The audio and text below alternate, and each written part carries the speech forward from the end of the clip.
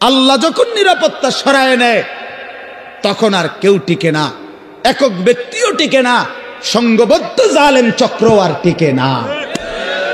গতকালকে আরেক জালেম, আরেক স্বৈর শাসক, আরেক ফ্যাসিস্ট দীর্ঘ 54 বছর ধরে বাপ পুতে মিলে এই পৃথিবীতে অন্যায়ের রাজত্ব কায়েম রেখেছিল, লক্ষ লক্ষ মুসলমানকে ঘর হারা করেছিল, এতিম করেছিল, সিরিয়ার জমিন রক্তে ভাসায় দিছিল যেই জালেম, সেই স্বৈর শাসক জালেম 24 বছরের জুলুমের অবসান করে গতকালকে ওই জালেম ভাইগা গেছে। ইমানদারের বিজয় হয়েছে, মুজাহিদিনদের বিজয় হয়েছে। মুসলমানের ছেলেরা মনে রাখো, সারা পৃথিবী জুড়ে উইকেট পড়তে আছে। আগামী উইকেট নেতানিয়াহু, ইসরায়েলের ওই প্রধানমন্ত্রী, এই সামনের উইকেট, এই উইকেটও পড়ে যাবে ইনশাআল্লাহ, এই উইকেটও পড়ে যাবে ইনশাআল্লাহ। ফিলিস্তিনের বিজয় হবে ইনশাআল্লাহ, ইসরায়েলের ইহুদি বেঈমান হেরে যাবে, হেরেই যাবে। এজন্য তোমাদের কাছে অনুরোধ করছি, ছেলেরা আমার, নষ্ট হইও না, নষ্ট হইও না, চরিত্রহীন হইও না।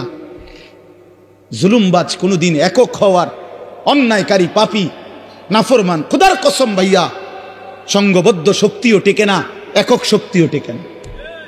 ফেরাউনের পুরা সম্প্রদায় যেমন ডুবে গেছে, কারুন একাকী জুলুম করছে, অন্যায় করছে, তো সেও ডুবে গেছে। এটা বুঝতে হবে ভাইয়া, এটা বুঝতে হবে, এটা মনে রাখতে হবে। এই সিরিয়া অনেক বরকতের, আল্লাহ পাক এই জমিনে সবচেয়ে বেশি নবী রাসূল পাঠিয়েছেন সিরিয়ার জমিনে, সিরিয়াতে, এই শাম দেশে। শেষ জামানা ঈসা আলাইহিস সালাম নামবে দাজ্জালের বিরুদ্ধে যুদ্ধ করার জন্য এই সিরিয়াতে। অসংখ্য বরকতের জায়গা, সেই পবিত্র জায়গার মধ্যে আপনার 54 বছর তারা বাপপুত হাফিজ আল আসাদ আর বাশার আল আসাদ, এই দুই জালেম অন্যায় রাজত্ব কায়েম করে মজলুম মুসলমানের রক্তে জমিন ভাসাইছিল।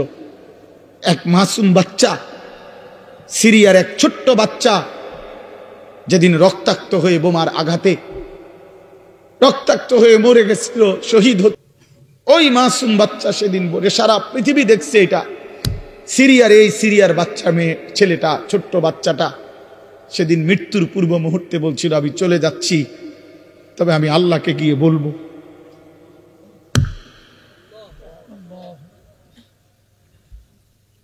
ওই মাসুম বাচ্চা বলছিল, আমি আল্লাহকে গিয়ে বলবো।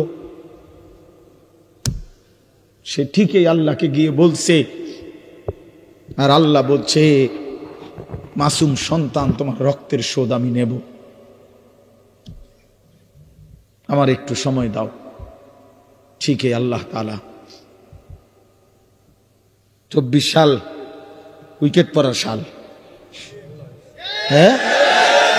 2024 5ই আগস্টে এক উইকেট পড়ছে, এখন 8ই ডিসেম্বর আরেক উইকেট পড়ছে, আরো উইকেট পড়বে ইনশাআল্লাহ। আগামীর সময় মুসলমানের ইনশাআল্লাহ, আগামীর সময় ইমানের সময়, ইসলামের সময় ইনশাআল্লাহ। তোমরা আগে বাইরো, ছেলেরা আগে নামাজ পড়ো, আল্লাহরে ডাকো, নষ্ট হইও না, চরিত্রহীন হইও না। ওই নারী তোমারে ধোকা দিবে, মোবাইলের ওই ছবি তোমারে ধোকা দিবে, তুমি তার ফান্দে পড়ো না আমার ভাই, আমার ছেলেরা, নষ্ট হইও না।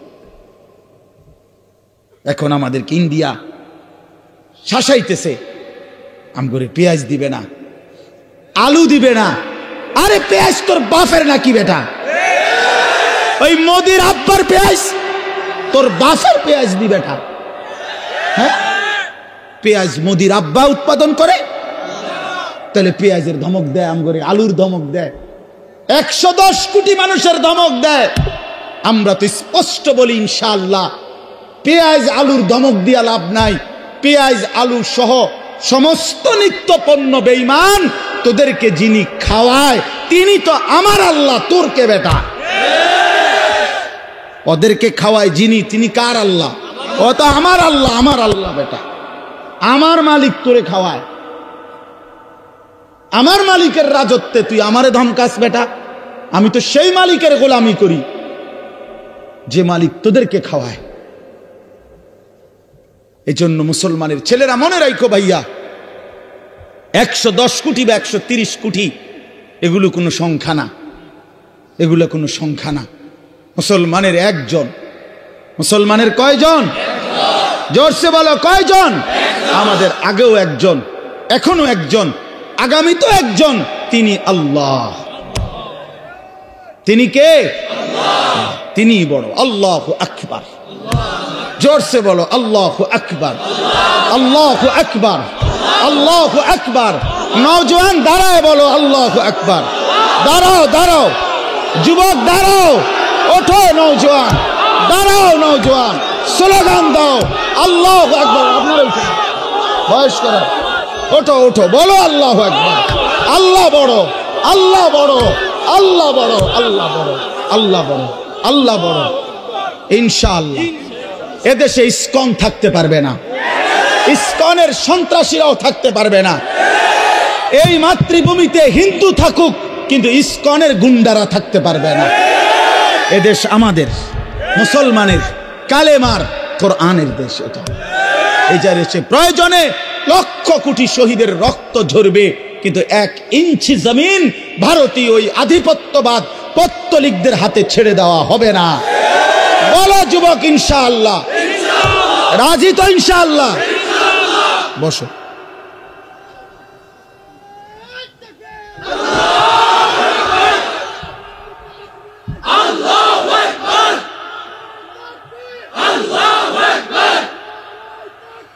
আল্লাহু আকবার, আল্লাহু আকবার।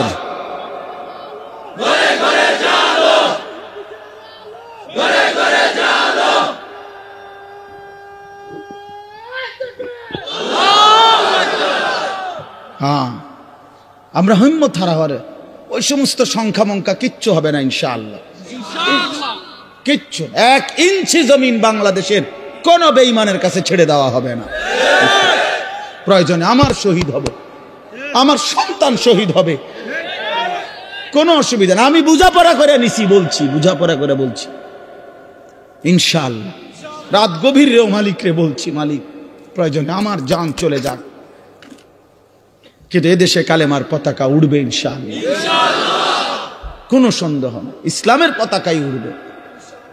তোমরা ভাইয়া নষ্ট হইও না ভাই। সারা পৃথিবী ইনশাআল্লাহ, আলহামদুলিল্লাহ, ইসলামের জয় জয়কার। সারা পৃথিবী মুমিনের বিজয় দেখতেছে। হ্যাঁ হ্যাঁ, ইমানদারের বিজয় হবে, ফিলিস্তিনও বিজয় হবে, মসজিদে আকসাও বিজয় হবে, ইসরায়েলের ইহুদি বেঈমান হেরে যাবে, কোনো সন্দেহ। তোমরা সাহস হারায়ও না। হ্যাঁ, বাবরি মসজিদ ফিরে আসবে ইনশাআল্লাহ, কোনো সন্দেহ। বেঈমান এখন আবার একবার বাবরি মসজিদকে শহীদ করছে। এখন আমার খাজা মুঈনুদ্দিন চিশতি আজমিরি রাহমাতুল্লাহ আলাইহির যেই আজমির শরীফ যেটাকে বলে, এত বড় বুজুর্গের কবর, যেখানে এত যুগ যুগ ধরে এখনকার হিন্দু ওই ইন্ডিয়ার বেঈমান ওরা বলতেছে এটা বলে তাদের মন্দিরের জায়গা। 2 দিন পর পর, মানে গায়ে পয়রা বাজানো, পায়ে ফাঁড়া দিয়া কাজ্জা, ইচ্ছা করে, ইচ্ছা করে। আল্লাহ আমাদেরকে বুঝ দান করেন, আল্লাহ আমাদেরকে হিম্মত দান করেন। আমার নওজোয়ান সাথীরা, আমি বহুত বড় আশাবাদী ভাই। আমার ছেলেরা, তোমরা ফিরলে ইনশাআল্লাহ, তোমরা সেজদা দিলে, তোমরা আল্লাহরে ডাকলে, গোটা পৃথিবীতে বাতিলের মসনদ, বেঈমানের মসনদ নড়বে, কাইপা উঠবে। বাতিল ভয় পাবে, বেঈমান ভয় পাবে। এই সিরিয়ার এই মহাযুদ্ধের নায়ক যে একজন নওজোয়ান জুলানি, এই এক বেচারাকে খুঁজতে গিয়ে 100 কোটি মার্কিন ডলার তার মাথার দাম ঘোষণা করছে, কিন্তু সুপার পাওয়ার দেশ পর্যন্ত হাইরা গেছে, তারে খুঁজা পায় না। আল্লাহ তাআলা ঠিকই ইমানদার মুজাহিদিনদের বিজয় দান করছে। আফগান বিজয় হয়েছে, আলহামদুলিল্লাহ। ফিলিস্তিনও বিজয় হবে, বাংলাদেশও কালেমার পতাকা উড়বে ইনশাআল্লাহ। এজন্য আমরা যদি আমাদের আল্লাহকে ভুলে যাই, আমাদের বরবাদ। আমাদের আল্লাহ, আমাদের রসুল, আমাদের কোরআন, আমাদের ইসলাম, এটাই শ্রেষ্ঠ। এর মধ্যেই আমাদের শান্তি, এর মধ্যেই আমাদের নিরাপত্তা, এর মধ্যেই নিরাপত্তা। আল্লাহ তাআলা তোমাদের সমস্ত ছেলেদেরকে ইসলামের জন্য কবুল করেন। তোমরা আগামী দিনে ইমাম মাহদির পক্ষে লড়বা ইনশাআল্লাহ, দাজ্জালের বিরুদ্ধে লড়বা ইনশাআল্লাহ। আমি আমার ৬-৭ বছরের বাচ্চারাও বলছি, আব্বা বলো, হিম্মত করো বাপ, প্রয়োজনে বাপ শহীদ হব নয় সন্তান শহীদ হব, কিন্তু ঈমানের বিজয় হবে ইনশাআল্লাহ। চলো, আল্লাহ তাআলা বলেন এই সব কিছু ধ্বংস হবে, শেষ হবে, কিয়ামত হবে। তো আবার আল্লাহ তাআলা আমাদের সবার জন্য আবার ইসরাফিলকে জীবিত করে দ্বিতীয়বার আল্লাহ আবার বলবেন, ইসরাফিল আবার ফু দাও। ইদা জুলজিলাতিল আরদু জিলজালাহা, এই যে সূরাটা পড়ছি কোরআন শরীফের ৯৯ নম্বর সূরা ৩০ নম্বর পারা, জিলজাল, এইটার এবার তর্জমা বলি, আমার কথা শেষ। তো প্রথম যখন ইসরাফিল ফু দিবে বললাম সব ভাঙ্গা চুইরা শেষ, মাটির নিচে চলে যাবে। দ্বিতীয়বার আবার আল্লাহ তাআলা একটা নির্দিষ্ট সময় পরে আল্লাহ বলবেন আবার ফু দাও।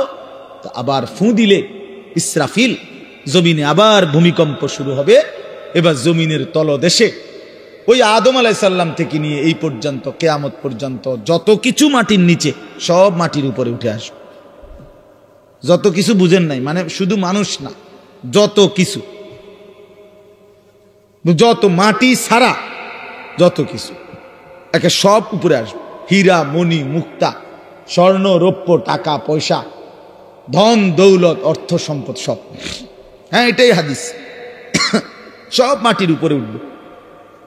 ইজা জুলজিলাতিল আরদু জিলজালাহা, আল্লাহ বলেন দ্বিতীয় ফুৎকারে যখন জমিনে ভূমিকম্প হবে, ওয়া আখরাজাতিল আরদু আসকালাহা, জমিন তার তলদেশ থেকে সব কিছু উপরে উঠাই দিবে। উপরে উঠাই দিলে আশ্চর্যের কথা হইল, নবীজি বলছে টাকা পয়সা, অর্থ সম্পদ, স্বর্ণ রৌপ্য, এগুলো কথা বলবে। বিশ্বাস করে, এগুলো কথা বলবে। কি কথা বলবে? সমস্ত নাফরমান পাপীদেরকে, এই অবৈধ সম্পদ উপার্জনকারীদেরকে ডাক দিবে। হাদিসে আছে, নবীজি বলছে এই টাকা পয়সা, অর্থ সম্পদ মাটির উপরে স্তূপ, স্বর্ণরৌপ্য, হাসরের মাঠ। তো এরা ডাকবে, স্বর্ণই ডাক দিবে আর কি, রৌপ্যের খনি ডাক দিবে, এই না সারেক, চোর তুই কই, এদিকে এদিকে এদিকে, এই ডাকাত এদিকে, সুদখোর, হারামখোর, কিস্তিখোর, এদিকে, তোর বহুত টাকা দরকার ছিল, এখন নে, যা লাগবে এখন নে, হারামখোর এখন নে। হ্যাঁ হ্যাঁ, হাদিস, এটা আমি জলজ্জন্ত হাদিস, তাফসীর ইবনে কাসির আছে, এভাবে ডাক দিবে। আল্লাহ রাসূল বলছে স্বর্ণরৌপ্য টাকা পয়সা ডাক দিবে, আইনা কাতিউ রিহমিন, হে আত্মীয়তার সম্পর্ক ছিন্নকারী, এদিকে, এই বেঈমান এদিকে, আপন চাচার সম্পদ, ভাইয়ের সম্পদ, বোনের সম্পদ, ফুফুর সম্পদ, স্ত্রীর সম্পদ বঞ্চিত করছিলি এই দুনিয়ার জন্য, এখন নে, কি পরিমাণ দরকার। এই কোরআন শরীফ আছে, ওয়াকাল আল ইনসানু মা লাহা, লোকেরা তখন বলবে যে হায়, এটি এরম করে কা, বুঝেন না? একজন কি বা এটা গীতা, এটি দিয়ে কথা কয়, স্বর্ণ রৌপ্য টাকা পয়সা দিয়ে কথা কয়, কি ডাকাডাকি করে। তার মানে কেউ তো আর কিছুই নিবে না, নিবে তুই আর টিহা দিয়া কিনবে, সোরে এখন আর টাকা দিয়ে করবে কি? তো আল্লাহ তাআলা বলেন ওয়াকাল আল ইনসানু মা লাহা, মানুষ বলবে হায়, এটা কি হলো, এমন করতেছে কেন? আল্লাহ তাআলা বলবেন ইয়াউমা ইদিন তুহাদ্দিসু আখবারাহা, আল্লাহ বলবে বান্দা আসল খেলাটা তো এখন দেখবা, এতক্ষণ তো দেখছো টাকা পয়সা অর্থ সম্পদ কথা বলছে, এখন তোমার পায়ের নিচের জমিন, তোমার পুরা জিন্দেগির সমস্ত খবর আমি আল্লাহর সাথে কথা বলবো।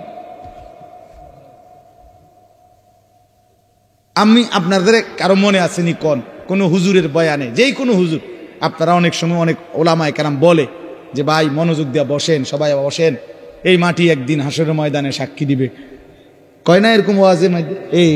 এই যে কোরআন শরীফের আয়াত, এই মাটি একদিন সাক্ষী দিবে যে মাওলা, আমি মাটির উপরে রাত গভীরে আপনারই বান্দা আপনার কালাম, আপনার কোরআন, আপনার বন্ধুর হাদিস শুনেছে, এক ফোঁটা চোখের পানি ফেলছে, আপনারে ভয় করছিল, জাহান্নামকে ভয় করছিল। ইয়াউমাইদিন তুহাদ্দিসু আখবারাহা, আল্লাহ বলে জমিন সব বলে দিবে। রাত গভীরের তাহাজ্জুদের সেজদার কথাও বলবে, রাত গভীরে মোবাইলের উলঙ্গ ছবি দেখার কথাও যুবক বলবে, মদের আড্ডা, জুয়ার আড্ডার কথাও বলবে। যে বোন অন্যায় ভাবে ভিন পুরুষের সাথে সম্পর্ক রাখছে, তার হারাম সম্পর্কের কথাও জমিন বলে দিবে। বিআন্না রাব্বাকা আওহা লাহা, আল্লাহ নিজেই বলতেছে। কেন বলবে? কারণ আমি আল্লাহ আদেশ করেছি বলে বলবে। জমিন কেন কথা বলবে? কে আদেশ করছে বলে? ইয়াউমাইদিন ইয়াসতুরুন নাসু আশতাতান লিয়ুরাউ আমালাহুম।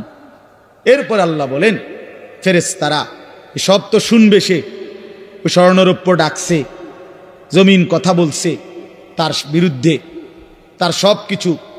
এইবার ফেরেশতারা তাকে, মানুষগুলোকে দলে দলে, গ্রুপে গ্রুপে, আশতাতান মানে হলো ভাগ করে দিবে, আর বলবে আগে বাড়ো, সামনে বাড়ো, লিউরাও আমালাহুম, ওইখানে তোমার আমলনামা দেওয়া হচ্ছে, সেই আমলনামা হাতে নাও, নিজ চোখে দেখো।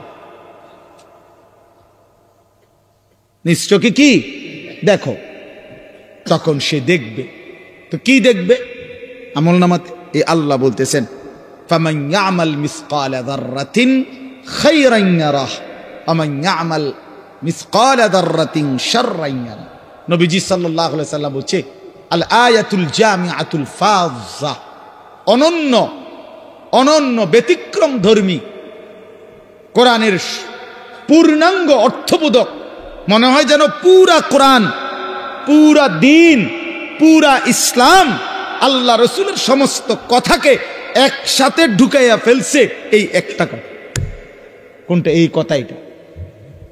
এটা যেন এক বোতলের মধ্যে সাগর ঢুকাইয়া ফেলছে। আল্লাহ বলছে বান্দা শুনো, আমলনামা হাতে নিলেই তুমি নিজ চোখে দেখবা তোমার জিন্দিগির এক বিন্দু ভালোটাও, এক বিন্দু মন্দটাও। মিসকালা যাররাতিন খায়রা, মিসকালা যাররাতিন শাররান ইয়ারা। এক বিন্দু, এক নিঃশ্বাস, এক সেকেন্ডের, এক পলকের, এক মুহূর্তের, অথবা মুহূর্তের লক্ষ ভাগের এক ভাগের এক জাররা লা ওয়াজনা লাহু, একেবারে সামান্য, এই একদম সামান্য, যা তুমি ভালো করেছো তাও দেখবা, যা মন্দ করেছো তাও দেখবা। কাফা বিনাফসিকাল ইয়াউমা আলাইকা হাসিবা, তোমার হিসাবের জন্য তুমি যথেষ্ট, তুমি নিজেই বুঝবা। হ্যাঁ, ওই দেখবেন আপনার এয়ারপোর্টের মধ্যে লেখা থাকে, বিভিন্ন জায়গার মধ্যে এরো চিহ্ন দিয়া লেখাই থাকে, ডান বাম, টয়লেট, মসজিদ, অজুখানা, আমরা দিয়ে রাখে না। তো এবার তো নিজেই বুঝে যে হেন্দিয়া বাথরুম, হেন্দিয়া অজুখানা, হেন্দিয়া মসজিদে ঢোকানোর জায়গা। তো আল্লাহ তাআলাই বলবেন বান্দা আমলনামা হিসাব করিয়া তুমি বুঝবা তুমি কি জান্নাতের দিকে যাইবা না জাহান্নামের দিকে যাইবা, তুমি টের পাইবা। তোমার ফয়সালা তুমি করতে পারবা। কাফা বিনাফসিকাল ইয়াউমা আলাইকা হাসিবা, তোমার হিসাবের জন্য তুমি যথেষ্ট। অতএব রাত গভীরে কষ্ট করছেন, সবাই বসছেন, আমার ওই প্রিয় মোহাম্মদ, ওই যে হয় বহুত মহব্বত করে এই মাহফিলের ডেট নিছে অনেক আগে, তো আমারও আসার সুযোগ হইল, আমিও আসলাম। আমার অনেক মহব্বতের সাথীরা, বন্ধুরা আসছে।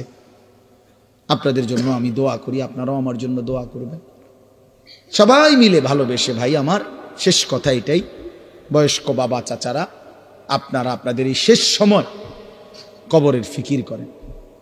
বিড়ি সিগারেটের অভ্যাস যাদের, ছেড়ে দেন বাবা, আমার অনুরোধ, রাগ হইয়েন না। আপনি হিম্মত করলে পারবেন চাচা। বিড়ি সিগারেট আগুন কোনো মানুষের প্রিয় হইতে পারে না। 2 নাম্বার, না ঠিক কইও না, রাখো। বিড়ি সিগারেট দুর্গন্ধ কোনো সুস্থ স্বাভাবিক পেশাব পায়খানার দুর্গন্ধ কোনো স্বাভাবিক মানুষের প্রিয় হইতে পারে না, ঠিক বিড়ি সিগারেটও দুর্গন্ধ।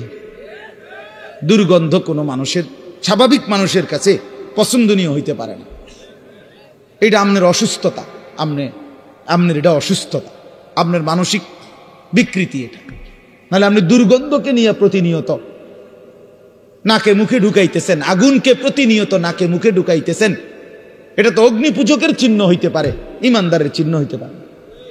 আর আমার একটা কথা শেষ, চাচার আর আগ হইয়েন না, আপনাদেরকে বলি 60 বছর 70 বছর 50 বছর যারা বিড়ি সিগারেট খাইয়া খাইয়া জীবন শেষ করলেন, আচ্ছা কবরে যাওয়ার পরে যদি ফেরেশতা বলে, মনে করেন একটা চিন্তা করেন না, কবরের ফেরেশতা যদি বলে চাচা আমনে আমি দেখছি আমনে আসলে বুড়া বয়স পর্যন্ত আগুন ছাড়া আমনে থাকতে পারতেন না, সকাল দুপুর বিকাল রাত্রে নাকে মুখে আমনে আগুন ঢুকান লাগতো, আগুন ছাড়তে হইতো, তো যেহেতু আপনি আগুন ছাড়া থাকতে কষ্ট হবে আমিও ভাবছি, এই জন্য ফেরেশতা বলবে চাচা আপনার সুবিধার্থে আপনার কবরে আগুন লাগাই দিলাম,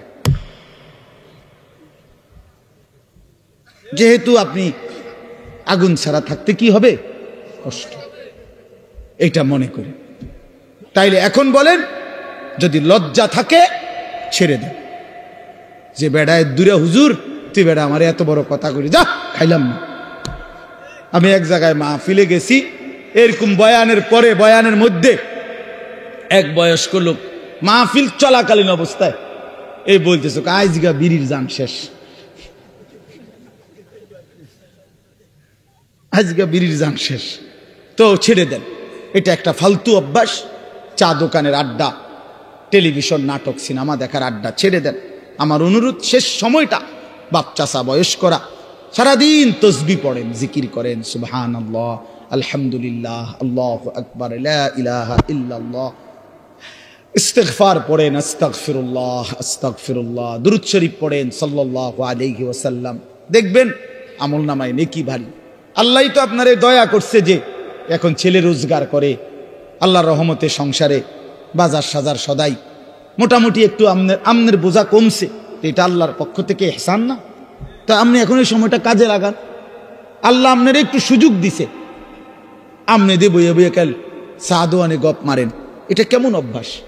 এই জন্য আমি চাচাদেরকে বললাম, যুবক ভাই তোমাদের জন্য শেষ কথা হইল, নওজোয়ান সাথী আবারও বলছি, ইনশাআল্লাহ তোমরা যদি সঠিক সিদ্ধান্ত এখন নিতে না পারো, মনে রাখো আগামী দিনে ইমানের যুদ্ধে ইসলামের পক্ষে তুমি আগাইতে পারতাম।